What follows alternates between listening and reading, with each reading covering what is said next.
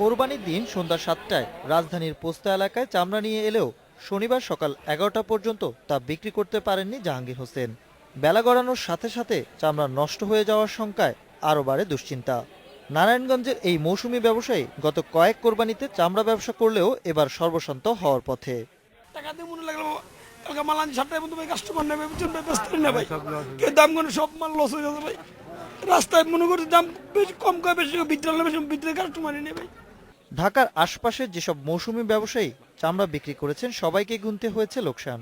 চামড়া নিয়ে ঘন্টার পর ঘন্টা অপেক্ষা করতে হয়েছে আড়তের সামনে। প্রায় 15 বছর ধরে এই চামড়ার ব্যবসা করি, কিন্তু এই বছরের মতন এত বড় ভয়াবহ অবস্থা কোনোদিন যায় নাই। মার্কেটে লবণ নাই, লবণের ক্রাইসিস, লবণ ছাড়া মাল নিয়ে কি করব, মাল ড্যামেজ হয়ে যাবে এই বলতেছে। রাত্রে রেট ধরেন 2200 টাকা, কিন্তু এখন আসার পরে বলে চামড়া নিবে না। চামড়া প্রক্রিয়াজাতকরণে লবণ সংকট আর ঢাকার বাইরের চামড়ার মান কিছুটা খারাপ হওয়ায় নির্ধারিত দামে কেনা সম্ভব হচ্ছে না বলে জানিয়েছেন আড়তদাররা। 50 থেকে 55 টাকা স্কোয়ার ফিট সর্বোপরি বেঁধে দিয়েছিলাম আমরা।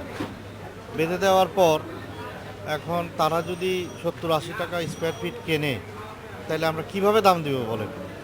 এমনিতে ইন্টারন্যাশনাল মার্কেট খারাপ, এর মধ্যে আবার হাই দামে কিনবে না বুঝে না শুনে। সিন্ডিকেটের মাধ্যমে চামড়ার দাম কমানোর অভিযোগ সত্য নয় বলে দাবি আড়তদারদের। কেন সিন্ডিকেটটা করব? মার্কেটটা আমাদের, আমরা আমাদের মার্কেট কেন নষ্ট করব? এবং আমাদের সঙ্গে কম্পিটিশন হয়, সিন্ডিকেট হয় না। আমি একজনের মাল যদি জানতে পারি সে 2000 টাকা দাম দিচ্ছে, আমি চেষ্টা করি 25 টাকা বাড়ায় ওর কাছ থেকে নেওয়ার, কারণ আমার চামড়াটা দরকার আছে। ট্যানারিগুলোতে প্রায় 40 ভাগ চামড়া মজুদের কারণে গতবারের তুলনায় প্রায় 30 ভাগ কমিয়ে এবার চামড়ার দাম নির্ধারণ করে চামড়া সংশ্লিষ্ট 3 ব্যবসায়ী সংগঠন।